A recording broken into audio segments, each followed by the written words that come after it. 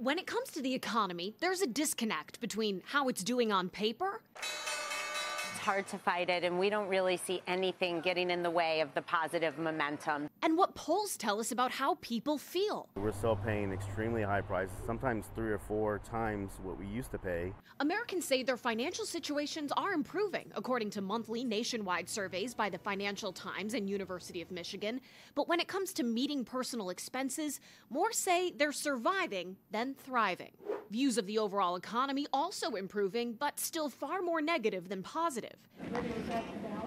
And that matters in this election cycle. 57% of surveyed voters say economic issues like jobs and the cost of living are the most important issues when deciding their pick for president. It's President Biden's highest priority to relieve some of those burdens.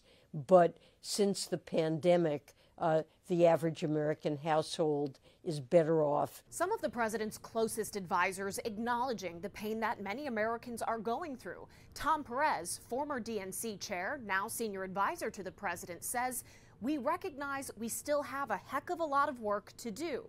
On the campaign trail, the president highlighting the work that's already been done. I inherited an economy that was on the brink, Now our economy is the envy of the world.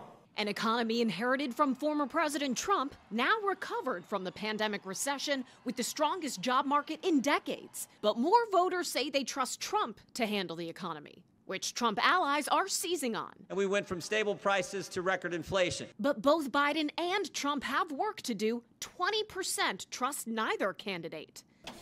Another indication this election could be decided by voters who don't want to see a repeat of either administration, but may eventually pick a side. On Capitol Hill, I'm Atra El-Najjar reporting.